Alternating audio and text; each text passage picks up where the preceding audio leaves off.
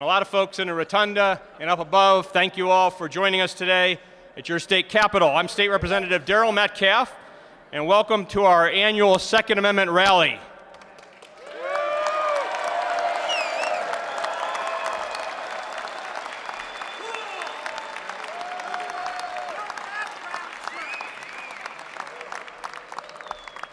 Hopefully we had everyone make it in off the buses. I know I was sent a picture earlier showing a long line of folks trying to make it through security. So hopefully we've got everybody in here now. If some stragglers are coming in, hopefully they won't miss too much. So just so they don't miss the opening with Dave Bray, USA, singing our national anthem, I'm going to talk for a couple of minutes here to start things off. I'm State Representative Darrell Metcalf from Butler County, the 12th District, and was driving... Thank you. I was driving in late last night, got here about midnight last night, and along the turnpike, I was shocked to see a couple of attack billboards on the NRA and on Second Amendment. I've been seeing one that's called for the impeachment of our president who supports the Second Amendment, trying to play off of making America great again. And it's right in the heart of Pennsylvania where I'm sure the community, the majority of the community in that area must be extremely offended by the message they're seeing on that billboard in their area of the state. The left has gone crazy. They are so over the top with their attacks on our rights. We need to make sure that our voices are heard here at the Capitol today to ensure that the state legislators and that the governor understands that the majority of us aren't buying into the nonsense they're putting up on these billboards, right?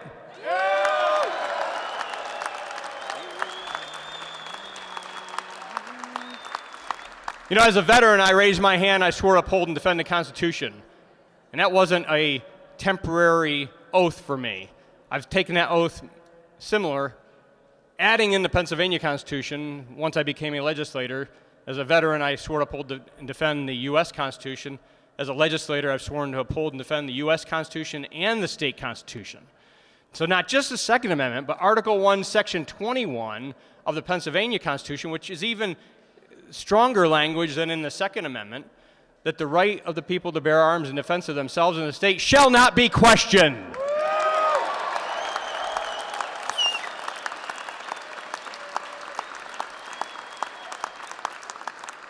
And we need to make sure today that in the halls of this Capitol, legislators and the governor understand, and the Supreme Court here understands, we will not allow our Second Amendment, our right to bear arms under Article 1, Section 21 of the Pennsylvania Constitution, to be questioned by them or anybody.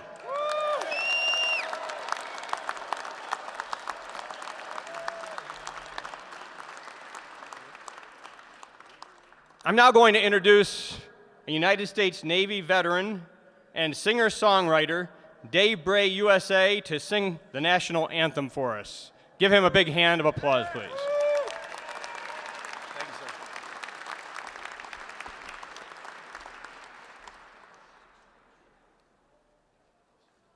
You know, before I do this, I got to ask one quick question.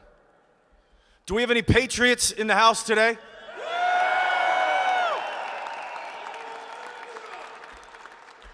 Might be all right for maybe another building, but I'm going to ask it one more time. Do we have any God-fearing, freedom-loving, flag-waving, gun-toting patriots in the house today?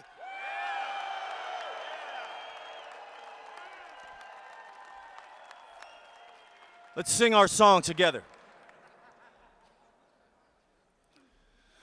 Oh, say, can you see by the dawn's early light what so proudly we hailed at the twilight's last gleaming, whose broad stripes and bright stars through the perilous fight o'er the ramparts we watched were so gallant silently streaming, and the rocket's red glare, the bombs bursting in air, gave proof through the night that our flag was still there.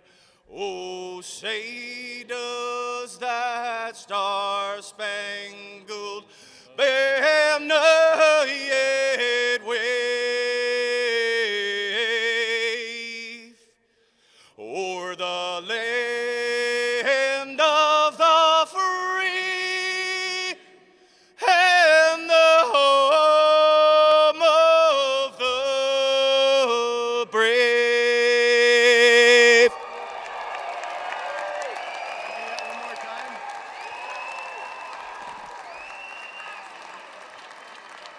Thank you, Dave Bray, USA. If I could ask Dave if he wouldn't mind an encore, I'd like to hear Dave just by himself. I appreciate everybody's patriotism. I know I sing this song very frequently with my granddaughter, Aviana. She's under 2 years old, 21 months old right now, I believe, if I'm counting right. And we've got a little book, and I sing this song with her pretty regularly that she enjoys singing the national anthem with her. So if I could have Dave give us an encore and just listen to Dave's voice on this, I'd really appreciate it, if you wouldn't mind. One more time. I don't know. I don't know. I don't know.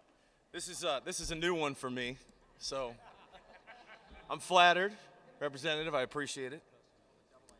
And now I'm nervous. I wasn't nervous before. No, in all actuality, this is the greatest nation on the planet Earth.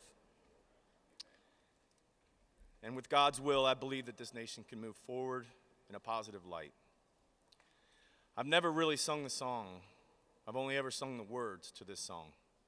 Every time I heard it sung, as I stared at it, gazed into the flag and the star field, I saw the cross that lied buried in those 50 stars. And I've always kept the faith in my heart while I sung it. And I've only ever sung those words the way that I felt that they needed to be sung. So I appreciate this more than you'll ever know, and the representation of this country is important for me, and I'm proud to be the patriot that does this for you today.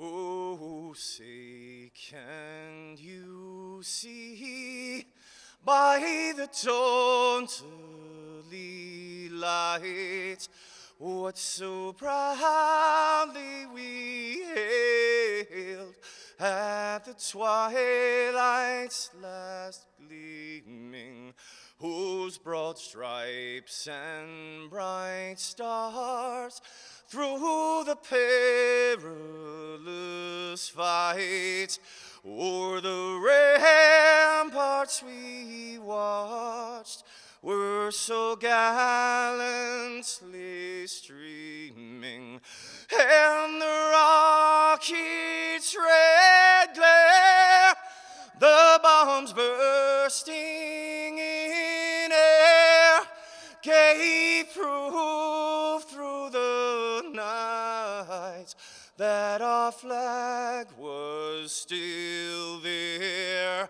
Oh, say does that star-spangled banner yet wave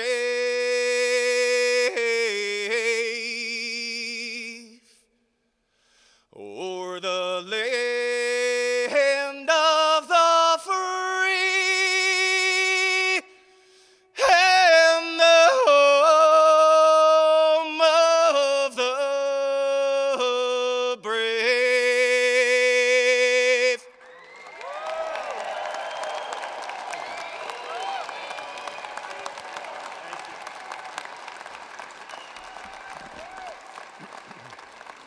Thank you, Dave Bray, USA.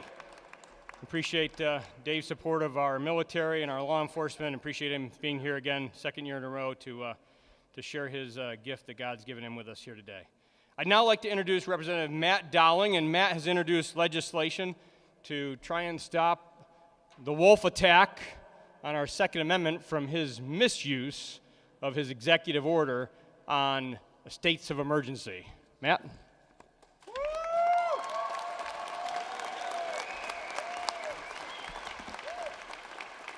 Good morning. On January 10th, 2018, Governor Wolf declares the heroin and opioid epidemic a statewide disaster emergency. I agree that the drug problem in the Commonwealth and within our country has become an epidemic.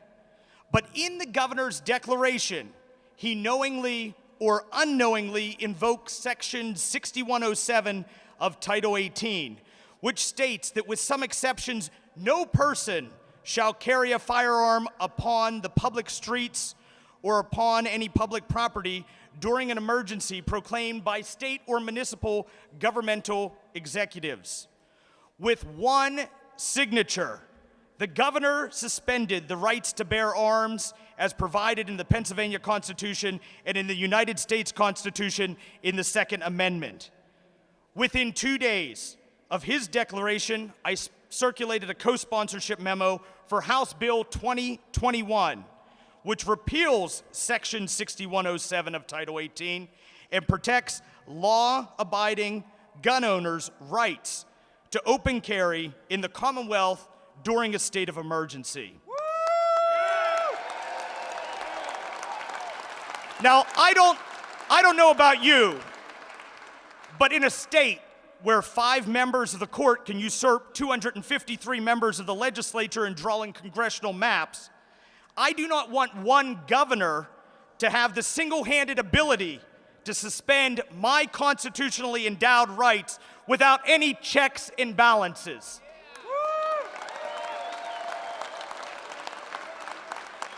Our forefathers knew that the rights to bear arms were not just about hunting for sport. It wasn't just about protecting your own home. It was about keeping government in check.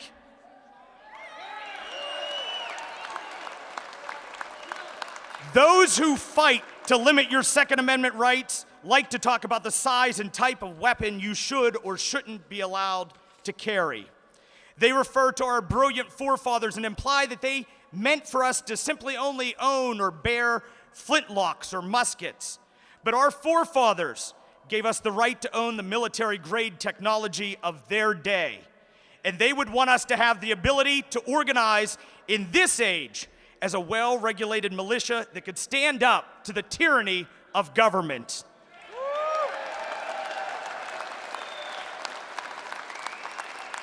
My bill, House Bill 2021, would eliminate any governor's ability to limit the right of the citizens to bear arms in defense of themselves and the state during times of a disaster, times when one would assume that things like violence, looting, or extreme behavior would be more than likely to take place, the times when we need the ability to keep and bear arms. House Bill 2021 would limit the power of the governor from suspending the necessities to the security of a free state and the right of people to keep and bear arms, a right that shall not be infringed. The state of emergency we're living under today is an emergency where law-abiding firearm owners are being kept from protecting their families, their properties, and quite frankly, the Commonwealth. The true state of emergency that we're in right now is that good, hardworking people like yourselves have to take a day off from work to come to Harrisburg to stand your ground and to join together as one voice in saying that our rights as Americans and as Pennsylvanians will not be taken away. Ladies and gentlemen, I commend you and I applaud you.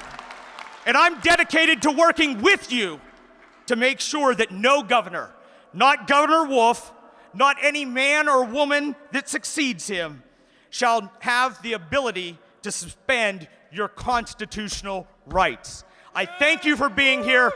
God bless you.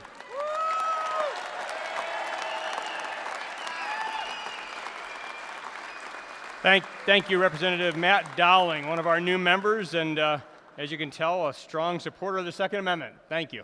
Thank you. Great to have you sharing with us today about that important piece of legislation that you had to draft as a reaction to this wolf attack. Now going to introduce Mr. Cam Edwards. He's the host of Cam and Company on NRA TV, and we have him early in the schedule because he's got to take off back to D.C. to be on the air this afternoon. So, Cam, thanks for joining us.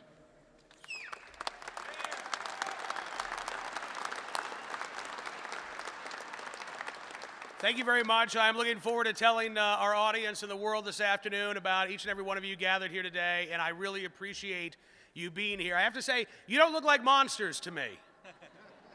You don't look like terrorists to me. Some of you look like veterans. Can you raise your hand if you're a veteran?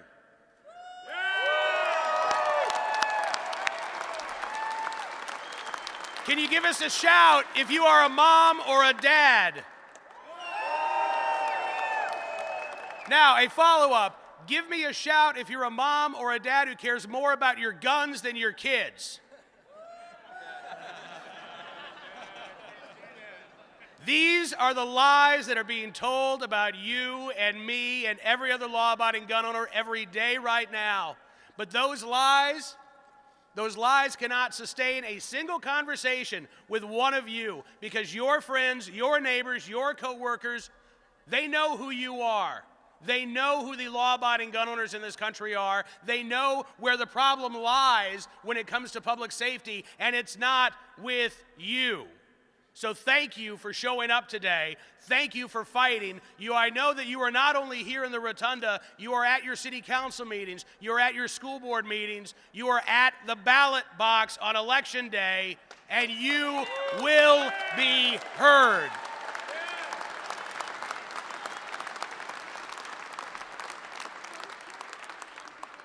I have been hosting Cam and Company for 14 years. I've had the opportunity to meet a lot of you here today, and I got to tell you, the gun owners in Pennsylvania that I've met are some of the nicest, kindest, most caring individuals that I've ever had the honor to know. I gotta share something real quick.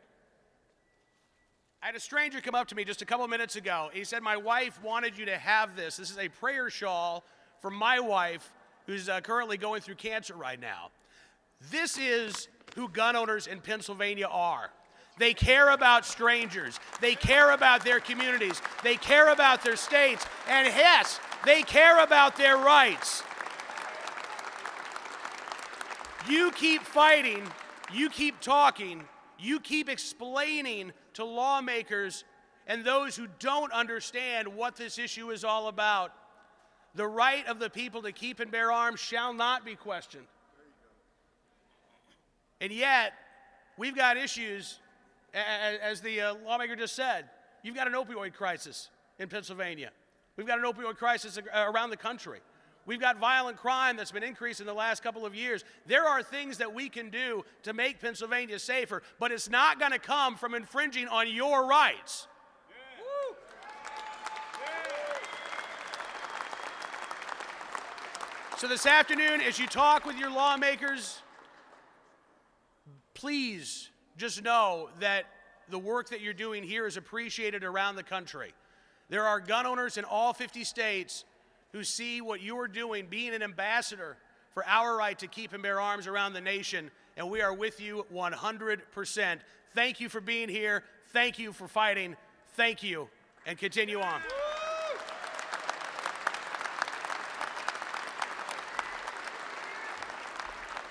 Thank you. Thank you, Mr. Cam Edwards with the NRA TV. And Cam has to head back to D.C., so he'll be leaving us not because of anything anybody said, but we thank him for making the trip up. He's going to be back on the air by 2, so safe travels, my friend.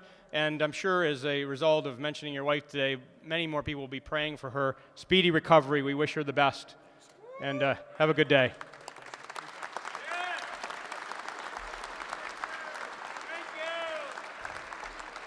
We have a lot of legislators here with us today. You see behind me a number of sheriffs from Pennsylvania. We appreciate the sheriffs being here today and in uniform to show law enforcement support. Law enforcement support for the Constitution, right?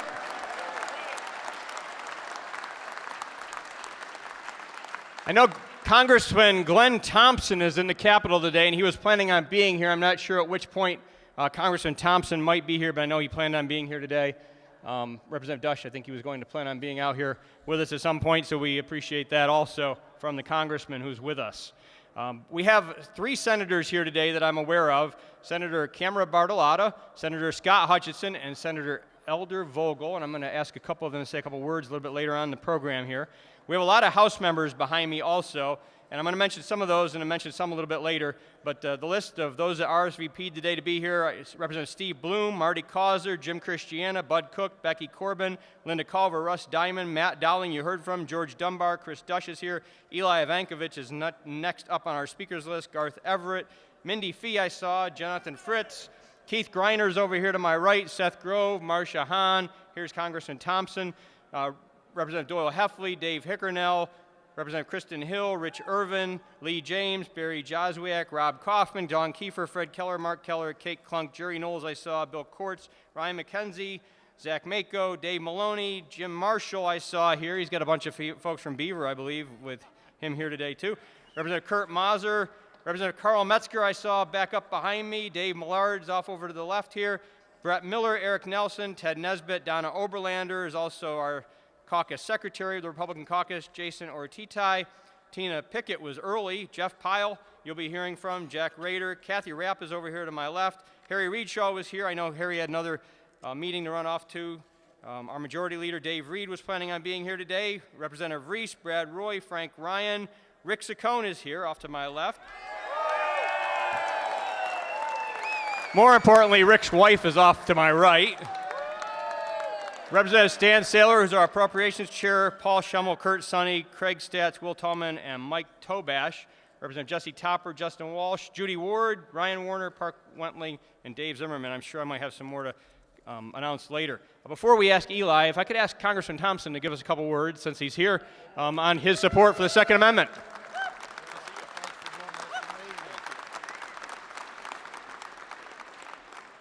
Wow, what a turnout. Well, good morning, Patriots. Good morning.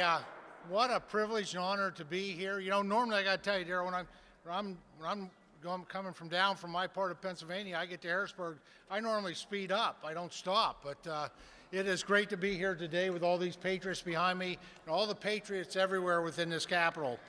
You know, I believe in freedom and protecting our Second Amendment rights. To me, that guarantees a citizen's right, obviously, is to own and bear arms.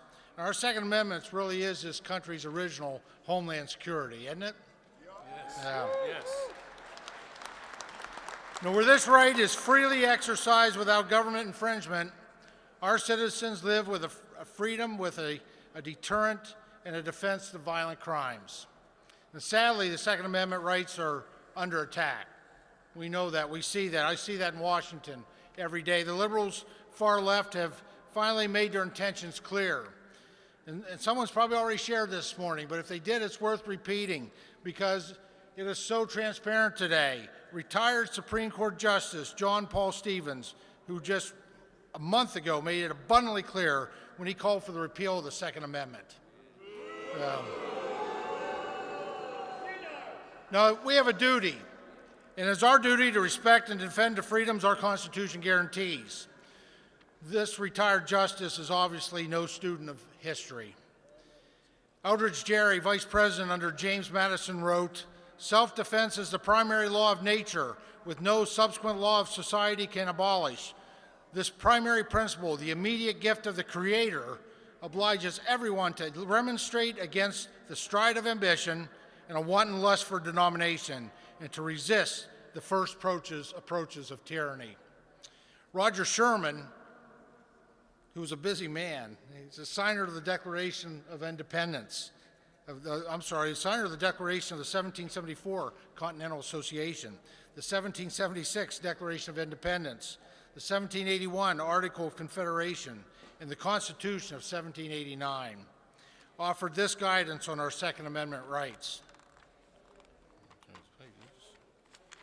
And he said, "Sad will be the day when the American people forget their tradition and history and no longer remember the country they cherish and the freedoms they hope to preserve were born from the throes of armed resistance to tyranny and nursed in the rugged arms of fearless men."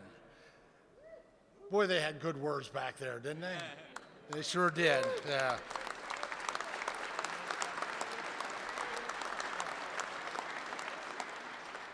You know, in 1774, King George III banned flintlock muskets to the colonies, citing they were weapons of war, dangerous to society and government. That didn't work out real well for King George, did it? I want to thank all of you once again. Thank Daryl for your leadership and all those who are here who are standing up for America's rights, America's liberties, starting with the Second Amendment. Thank you. Thank you, sir. Congressman G.T. Thompson. Thank you, G.T. We appreciate you being here today. Next speaker is Representative Eli Ivankovich. Thank you, Daryl. Thank you, Daryl. Thank you to all the speakers. I appreciate the opportunity. I'm honored to be able to be here. I'm Eli Ivankovich. I represent the best parts of Western Pennsylvania in Westmoreland and Allegheny counties. This is my last term as a lawmaker here in Pennsylvania, and my last opportunity to speak to you as a lawmaker about the importance of the Second Amendment and what I think we can do. You know, why are we here? Why are we here? Defending our rights, right? Well, there's a reason why we have to defend our rights, and why is that? Because there are people out there that seek to infringe upon them. There are people out there that make fancy arguments for why we should not have guns or why we shouldn't have certain types of guns or what you should be able to use them for. And why are they making these arguments? Are some of them leftover relics of an ideology of communism and socialism? Sure. But I think there are a lot of good Americans out there who've been fooled with that. The gentleman earlier used the word lies. But they don't look at those lies about you as lies. Those are their facts. Those are their facts that they think that you are a certain type of person. They think that you do a certain type of thing. They think that guns are the source of evil. Well, what are our facts? Our facts are things that we say all the time. Guns don't kill people, right? Guns are our right, whether we're going to use them to defend ourselves, whether we're going to use them as a safety net. We need to get out of this feedback loop from hell, where when there's something that goes wrong in our society, you have some people talking about gun control, and you have some people talking about mental illness. We need to have a more reasoned approach to how we talk about our rights. And so when we go out and we talk about the Second Amendment, we need to arm ourselves, not just with facts, but with reason. And there could be no more truth, no more simple truth about the Second Amendment than this. Who here is willing to stand up and defend the Second Amendment? Raise your hand.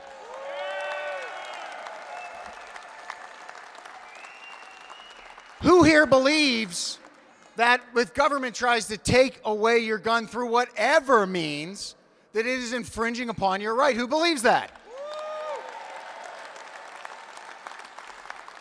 As Representative Metcalf said earlier, he took an oath to defend the U.S. Constitution. Who here would stand up to defend the U.S. Constitution, including their Second Amendment right? So why then do lawmakers in our state capitals and in Washington, D.C., why do they seek to attack a right that tens of millions of Americans would stand up to defend? We need to push away that control, and we need to go at this issue from a very reasoned perspective. We have a violence problem in this country. Let's solve the violence country, but not in a way that these tens of millions of people won't stand up and fight vigorously against. Let's exhaust all options first. Will you continue to stand with us to defend the Second Amendment? God bless you.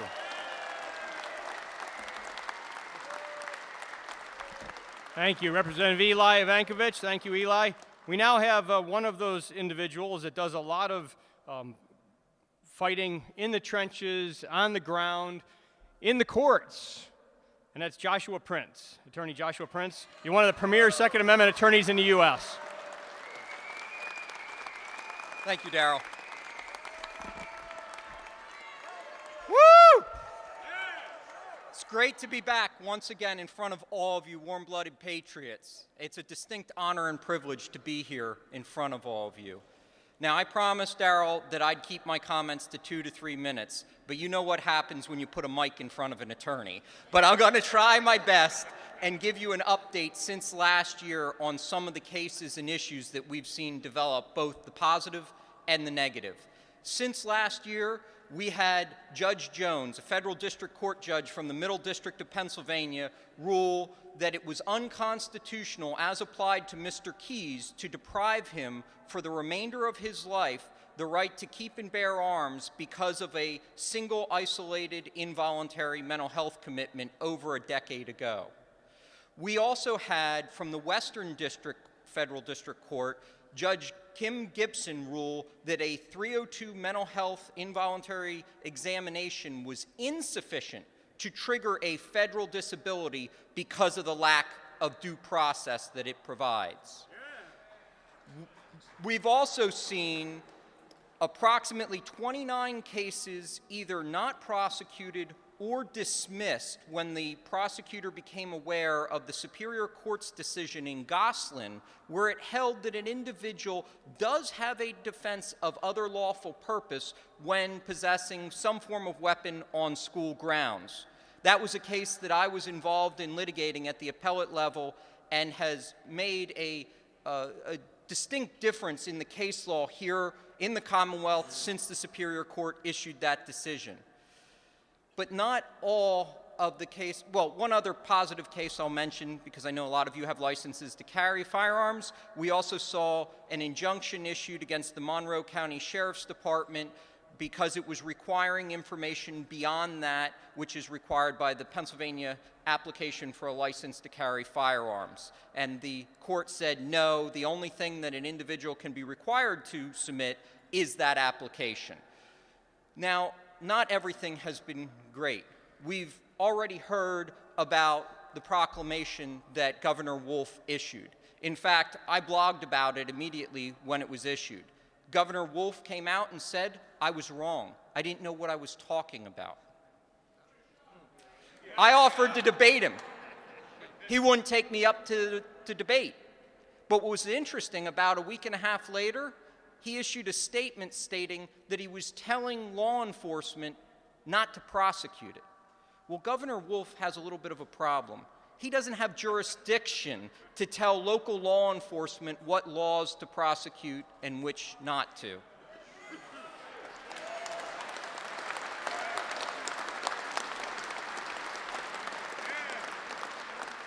But that's not the only issue we've seen. We currently have the Pennsylvania Supreme Court taking up a case to decide whether it constitutes reasonable suspicion of criminal activity merely because an individual carries a firearm. And we already have case law from the Pennsylvania Supreme Court, Commonwealth versus Hawkins, where the Pennsylvania Supreme Court previously declared that it does not constitute reasonable suspicion. I'm gravely concerned about what the Pennsylvania Supreme Court is prepared to do in that case, Commonwealth versus Hicks. We've also seen a plethora of issues, such as State Representative Sims making disparaging remarks about gun owners, calling them gun-fundamentalists and ammo-sexuals. Yet neither the media nor his party has made any statement regarding this. He has never apologized, nor has anyone called on him to resign. Worse yet, he has deleted pro-Second Amendment statements from his public Facebook page in violation of the First Amendment. And yet the Ethics Committee has done nothing. We have a lot of issues in front of us.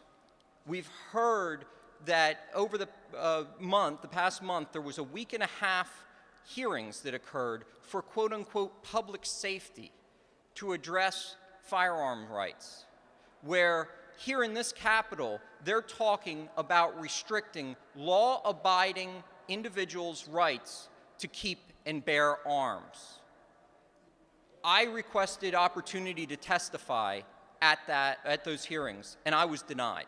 Everyone was denied in violation of the Pennsylvania Constitution. But that's not it. We also see the Bureau of Alcohol, Tobacco, Firearms, and Explosives now looking to regulate bump stocks, where they want to make all owners overnight felons and strip them of those bump stocks or other property without any form of just compensation in violation of the Takings Clause of the Fifth Amendment. Make no mistake about it, they're coming for your guns.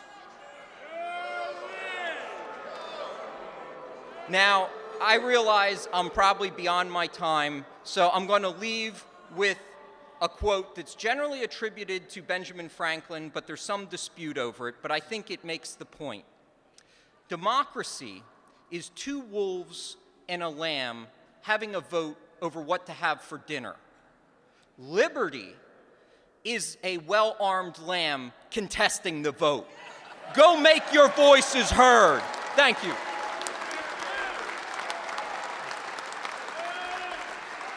Thank you, Attorney Joshua Prince, and you went over, but it was well worth it. So thank you for sharing. We could listen to you for quite a length of time, but we've got to go to session at 1, so we do have to move along here with the schedule. But thank you very much. Next speaker is Representative Jeff Pyle.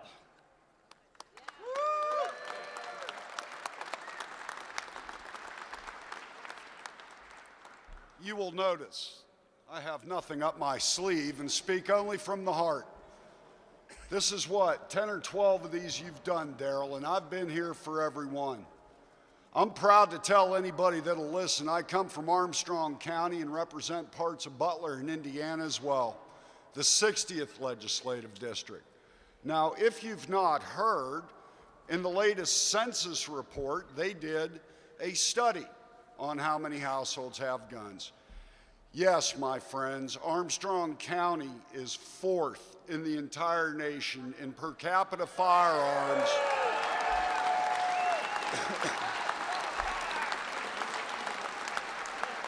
I keep telling the wife we have a shot at number 3, but she tells me if I try to push that envelope, I owe her new living room furniture, and I don't have any living room furniture money right now. Folks, why I'm here, last week I was asked to present in front of the Judiciary Committee. They currently have 36 anti-gun laws on their books, and right now I'm clawing through my pockets trying to find the list. Let me make it real simple for you. Before I got elected here, I was a history teacher with a concentration in constitutional government. Pennsylvania is a constitutional republic. Hear, hear.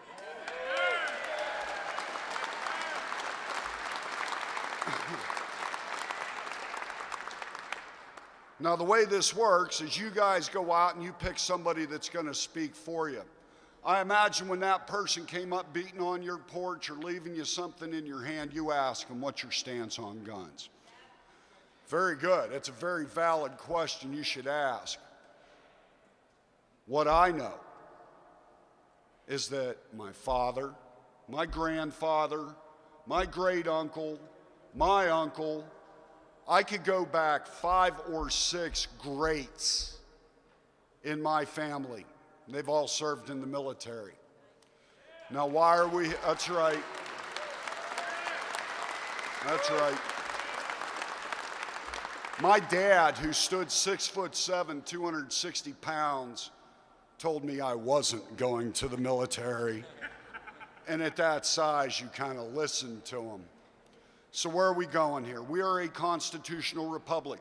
That means the elected people that you vote for have to pick what we vote on and what we don't. As I said, there are 36 anti-gun bills over there, and I stood up and said, I've got a problem here.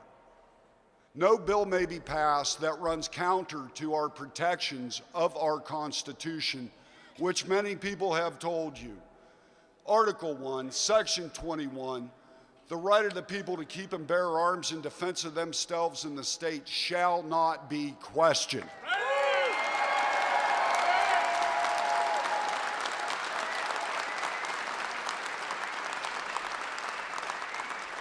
"230 years of repeated court rulings have reaffirmed Article 1, Section 21. And I looked behind me as I stepped up here. I want to compliment you on that banner. I won't comply either. That's right.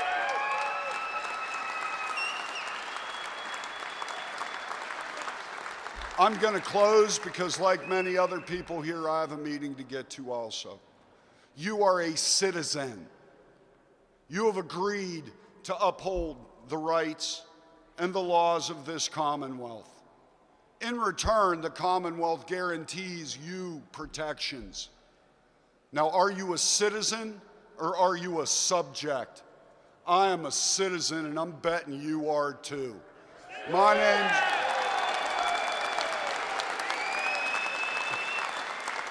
name's Jeff Pyle. Thanks for coming out today. Daryl, I appreciate it. Thank you. Thank you, Representative Jeff Pyle. Our next speaker is a gentleman who's been with us for many, many years at our annual rally. We appreciated his support in making the trip up from Virginia so many times over the years. Mr. Larry Pratt, Executive Director Emeritus of Gun Owners of America. Larry.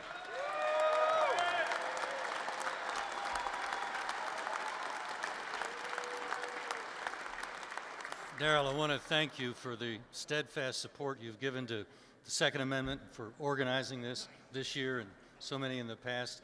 I think it makes a big difference, and we appreciate your work. The media has got a new drumbeat for us. They've got a new way to solve the, quote, gun violence problem, and that is that they're going to use psychiatrists to make us all better. And they're inviting spouses to rat out each other.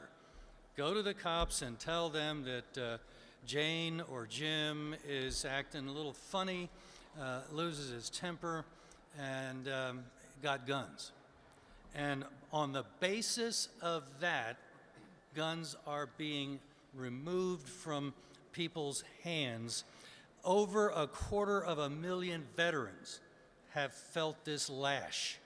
They've had to knock on the door, no warning, no warrant. In come the authorities, and out go the guns. And if there were ever a good argument for no registration, that would be it. It's bad enough that we have to sign up at the store. These are called red flag laws. That's their pretty sugar coating for this. We think these are gun confiscation measures, and there's something like that kicking around here in the Pennsylvania legislature. So I would challenge everybody here that you've got your work cut out for you right here in River City. There are people that think that we ought to grab the guns first, and then they will give you an opportunity, maybe 3 weeks later, to hire an attorney, cha-ching, and then come into court, take all that time off, and you'll probably lose because you'll be before the same judge that signed the confiscation order. Lots of luck. Yeah. The only standard that would have to be used in this measure is that whether or not the owner represents some danger. Well, I would imagine that just about everybody in this room could be seen by somebody, especially liberals, as some danger. So, guys, I would say this is the place, this is the time to contact your legislators and tell them that the so-called red flag law is a gun confiscation law. It would have been happily used in a place like Cuba or Nazi Germany or Soviet Russia. It doesn't belong here.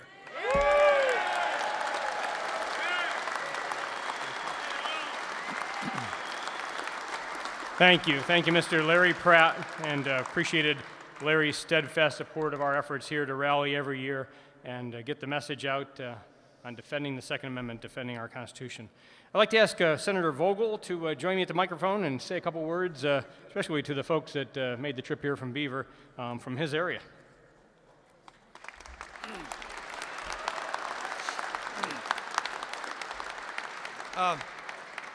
Thank you, Representative Metcalf. Good morning, everyone. I want to welcome all Pennsylvanians here who support the Second Amendment. It's a great day. It's a great group of people here today. And like he said, I know a lot of people took off work today to come here, but I want to especially thank 4 busloads of people who got up at 3 or 4 o'clock this morning for the 4-hour bus ride.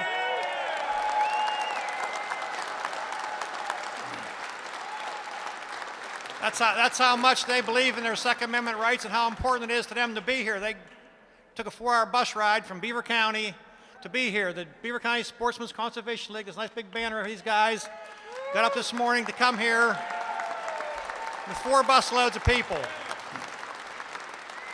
So I want to thank them for coming because they, as well as everyone in this room, realize how important our Second Amendment rights are and how we need to be here. Because like I tell everyone, it's a squeaky wheel that gets the grease. And now you're not here supporting your clause, and you're not sitting at the table. Somebody else will sit there in your place, and they will do what they want to do, not what you want to have done. So I want to thank them for coming today, especially. I want to also thank Sheriff Guy and Sheriff Shoup from Beaver County and Butler County. They're here as well with the sheriffs today. So thank you, everyone, once again, and enjoy your day here in Harrisburg. Thank you. Thank you, Senator Vogel. The Senate is not in session, as I understand it, today. They'd canceled their session today, and we had some people that were kind of wondering if the House might do the same. The House didn't. That's why you see many House members. We have dozens of House members here. But Senator Vogel, Senator Hutchinson, and Senator Bartolotta, who I'd ask to come to the microphone and say a couple words quickly, if you don't mind joining us quick. I kind of sprung that on her last minute. But Senator Bartolotta also. So we have 3 senators that took time to join us today, even though they weren't scheduled for session, and we appreciate them being here. Senator Bartolotta. Thank you so much, Representative Metcalf. And thank you for doing this for all of these years. It's truly a wonderful rally, and it's incredibly important. And I don't care if the rest of the building is empty. To have all of you here voicing your concerns and your desire to protect our Second Amendment right is amazing. So thank all of you for being here and making it all the way from Beaver County. I represent part of Beaver County, Greene County and Washington County, so it's the farthest corner of Pennsylvania, and I wouldn't miss this for the world. I'm a daughter of the American Revolution. Thank you. My grandfather was on the ground crew of the Enola Gay. My son just became a newly minted United States Marine this summer. Hoorah!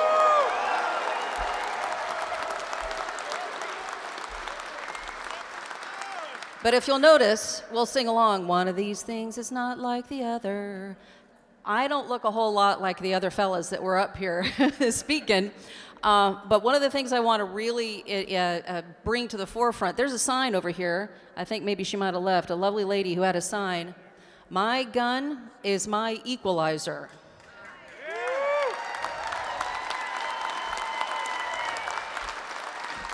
And not to be a little too dark, but when I was only 6 years old, my mother was abducted and brutally raped for 2 days. And if she had had the ability, the training, and the forethought to be carrion, that story would have ended a lot differently.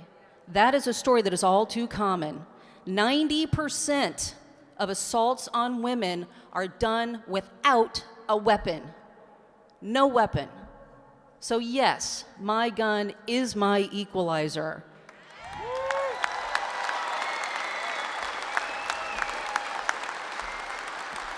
So again, keep up the fight.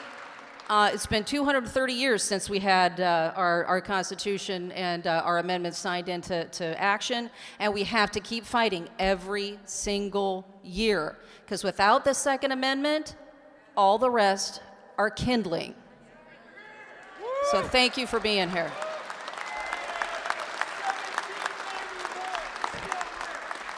Thank you, Senator Bartolotta. Thank you, Senator Bartolotta.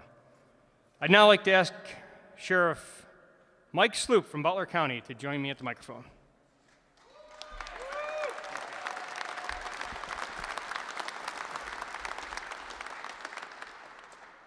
Drunk drivers kill families.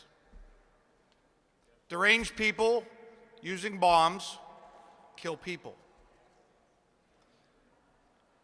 People that want to harm you with a knife will kill you. These people are prosecuted. And I want to know why The NRA is blamed for gun deaths.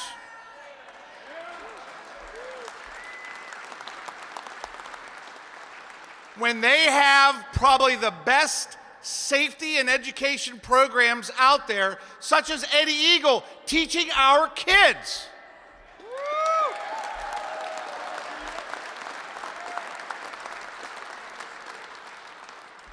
So I made an independent decision. I've asked no one else to join me because I felt it was for my office that I put out an order telling my deputies they're not allowed to use certain airlines, certain hotels,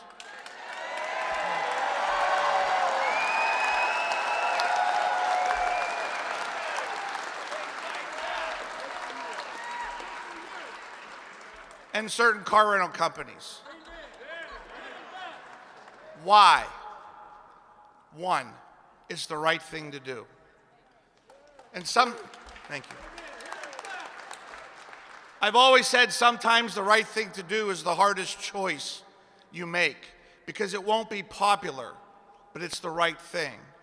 Now, I will tell you this. We are very responsible with taxpayer dollars. We will continue to be responsible with taxpayer dollars. I believe in this decision. I've taken some hit, I've taken some criticism, and I'm gonna tell you, if I get crucified, I'll be in damn good company.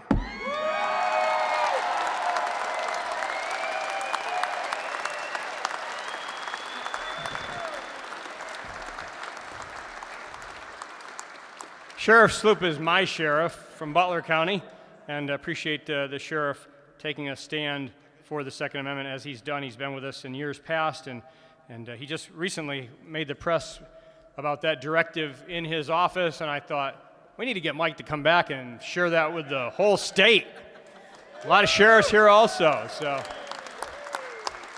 We have a few other legislators that joined us that I didn't mention on the first go-through. Representative Sue Helm, Representative Tom Sankey, and another senator, Senator John Eichelberger. Thanks for being here today, even when you're not in session.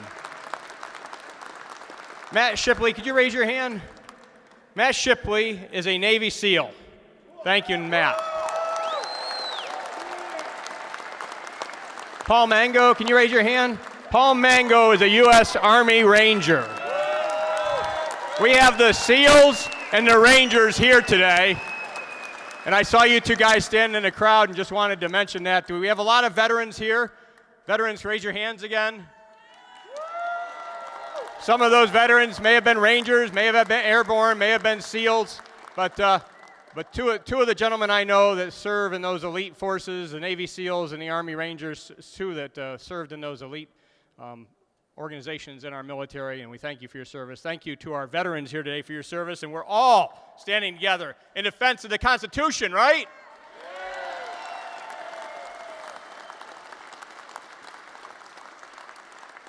Another good segue, defending the Constitution, Representative Cris Dush.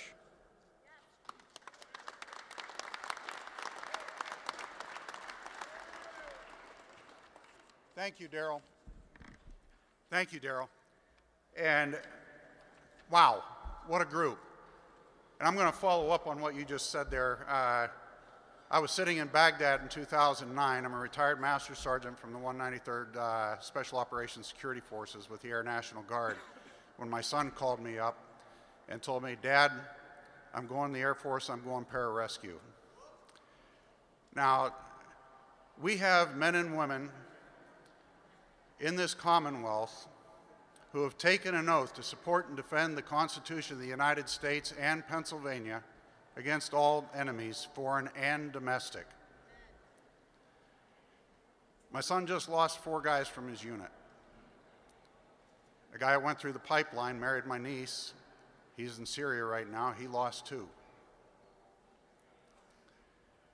Yet we have people in the legislature and in our Supreme Court here in the Commonwealth of Pennsylvania who don't see fit to uphold the oath that they've taken.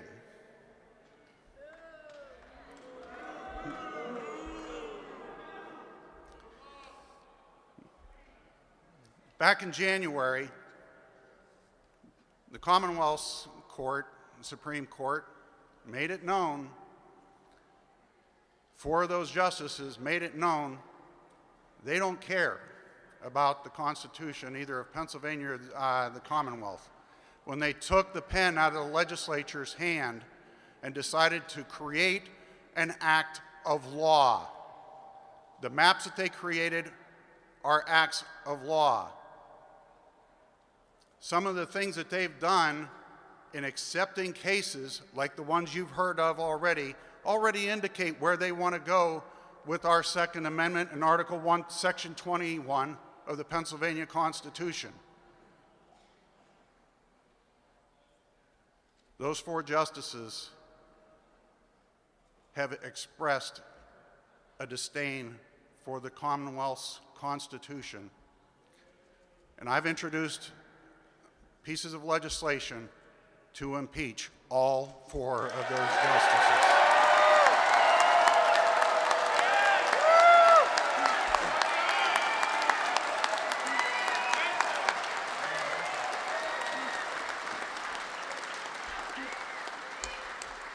I look around here and I see children, I see young and old, people who understand the basics of what our Constitution is and where it came from and the reasons why the crafting of that Constitution was so important. It's sad that right now we live in a time when we forget some things like effective citizenship begins with a good working knowledge of the Constitution. Very few Americans, including those serving in the higher levels of government, possess an appropriate level of understanding of our Constitution. Truly being an enlightened American citizen requires 3 aspects of constitutional knowledge. What does the Constitution actually say? What did the Founding Fathers mean by the words of each of the phrases and clauses? And in the years since drafting and ratifying the Constitution, how has the Supreme Court ruled on the various parts of the Constitution? That's Michael Ferris. For those of you who don't know, he's a constitutional scholar, a constitutional lawyer who's been fighting for over 30 years to support and defend the Constitution of the United States. He's also a founder of Patrick Henry College, where they actually teach the Constitution. They're kicking Harvard's, Yale's, Stanford's law butts in mock court debates. They're number 1.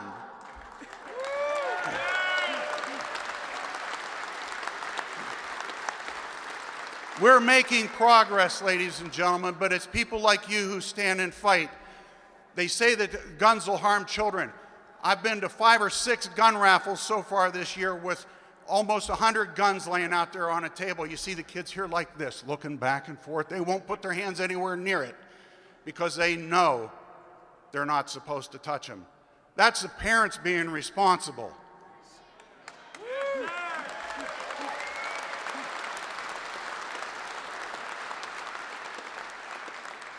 I'll leave with this. There are over 1,500 words in the first part of the Constitution of the Commonwealth of Pennsylvania. Those 1,500 words are the Declaration of Rights of the Commonwealth of Pennsylvania, and it's the rights of the people, not the government.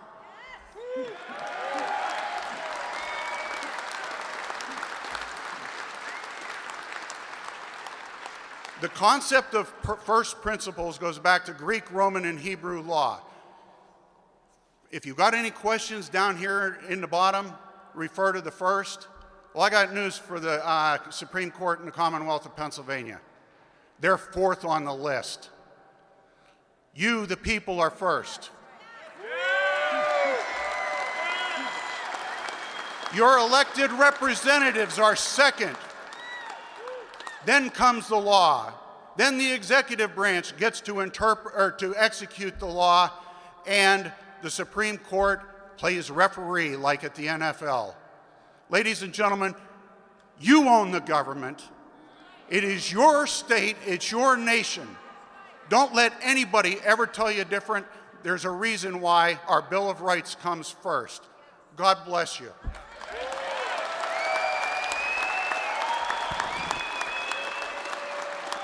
Thank you, Representative Cris Dush. You know, Mr. Cam Edwards had mentioned earlier about kids versus guns and which you hold higher value to. You know, we don't cling to our guns more than our kids. We cling to our guns because of our kids, to defend our kids, to defend their rights, to ensure that they can protect their rights so that they can defend our grandkids' rights. It's important that we cling to our guns, cling to the Second Amendment, and hold on to that to pass it on to the next generation so they can pass it on and pass it on so they can defend themselves from tyrants and criminals. I'd like to now ask Representative Pfeiffer to come to the microphone to introduce our final speaker for the event today, and after that we'll have the God Bless America song sung by Allie Hynoski at the conclusion. So after our last speaker, don't get ready to run off yet because we still have a performance by Allie with God Bless America. Representative Pfeiffer. Thank you, Representative. It's a great honor to be here today, and it's great to see all of you. And we have a ton of people here from Western PA, but I will say from the people on the banks of the Delaware River, we do like our Second Amendment as well. We heard a little bit before about Harvard. I have a distinct honor of welcoming many guests today, but a special guest who graduated with honors from Harvard University. That's right, a gentleman who, while he was at Harvard, realized that he needed an ultra-compact weapon, a weapon where people could use it to protect themselves because they could conceal it better, a weapon with a thinner frame. This gentleman at Harvard designed his own handgun. And it was such a great design, and it was used to conceal. He was able to start his own company, Car Arms. Very, very successful. Yes, Car Arms, ladies and gentlemen. But one thing he realized quickly, the headquarters was in another state, and the manufacturer was located in another state. States in this nation that weren't quite as friendly to the manufacture of firearms. He decided to move his operation and his family to this great Commonwealth. And why? After I drilled him for about 2 hours on why he was coming to this Commonwealth, he made it very clear to me that all he wanted for himself and his family and his business was to feel welcomed. Ladies and gentlemen, help me welcome Mr. Justin Moon.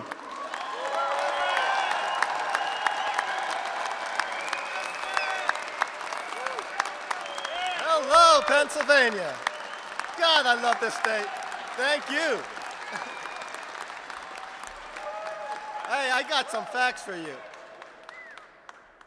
Gun-free London now has more murders than New York City. Can you believe that? 98% of all mass shootings happen in gun-free zones. Maybe we should start arming our teachers.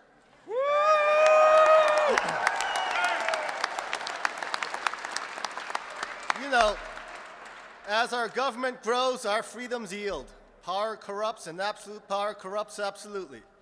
We've seen the politicized DOJ and FBI give Hillary Clinton a free pass for apparent crimes while harassing President Trump for a non-existent Russian conspiracy. Today, we stand at a crossroads. We are forced to choose for ourselves and our children what kind of country we will have to pass on to them. Will we value the gifts of liberty, or will we forsake our inheritance for the false promise of security? When our founding fathers established this nation, they enshrined the rights of kings in our Bill of Rights as the rights of all citizens. The right to own private property, the right to conscience, and the right to bear arms to defend both property and conscience.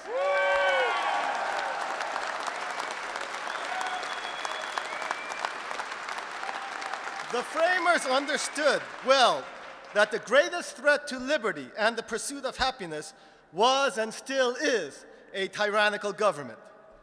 The 20th century has borne witness to the democidal inclinations of overgrown governments, imperialism, communism, and National Socialism, which have murdered 260 million people in the last 100 years during times of peace.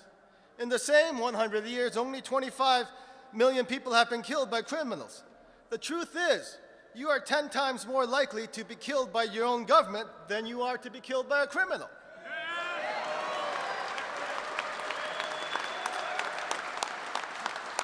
My father spent 3 years in a communist concentration camp, a North Korean death camp. Having experienced the horrors of communism, my father understood well the need to have arms, and he was one of the early founders of the South Korean small arms and defense industries. And he fathered alternative conservative media here in the US by founding the Washington Times.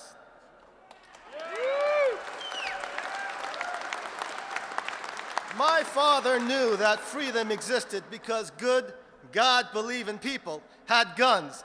Until his last day on earth, he supported the right to bear arms.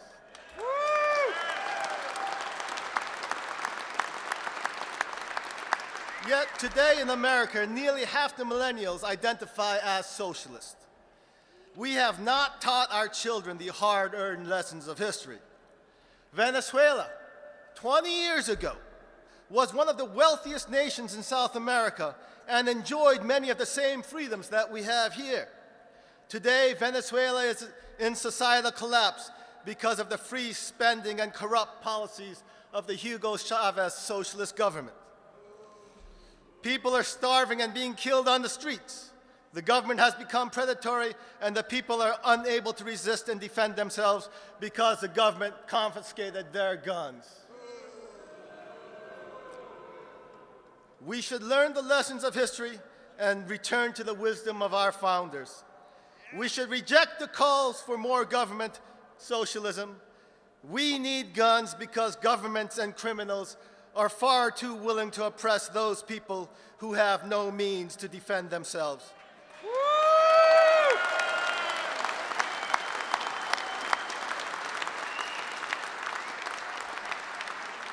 For me, the choice is clear.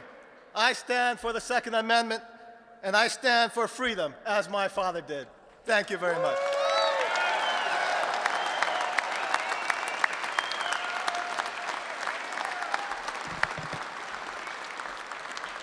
Thank you very, very much, Mr. Justin Moon. And as Mr. Moon said, he's the founder of Car Arms. He's the president and CEO of Car Arms. So we appreciate him taking time out of his busy schedule and making time to come to the Capitol today and share with us not just his work, but his family's history, and something that this current generation needs to wake up to before it's too late. Thank you, sir. Thank you. We now have Ms. Allie Hynoski, and Allie has sung for us in the past. She's opened up in the past, and we kind of switched things around with Daybreak USA today, and asked Allie to follow up, close out our event today with God Bless America. Allie?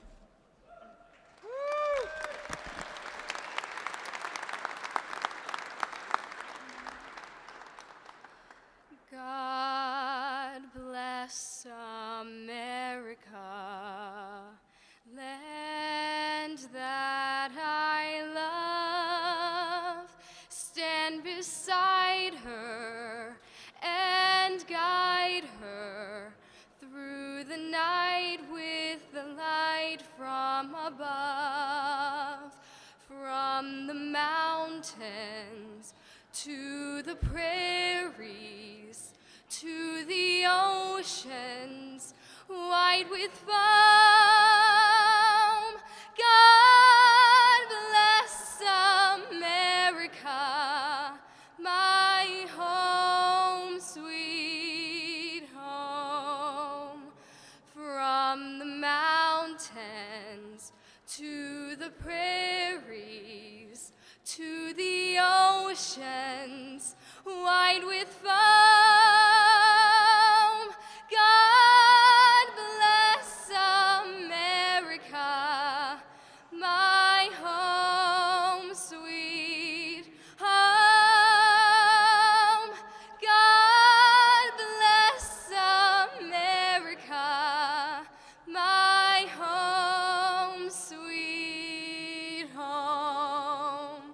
Thank you. God bless America.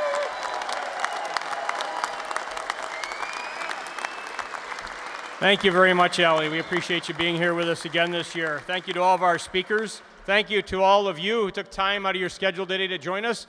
Now, I understand that many of you will be breaking up into teams to lobby throughout the day and throughout the halls with either staff or members of the legislature. I would encourage you, if you're not already on a team, to just do some of your own lobbying. Become a citizen's lobbyist today. Make sure that your government hears your voice and that they know you want your Constitution defended. Everyone have a great day.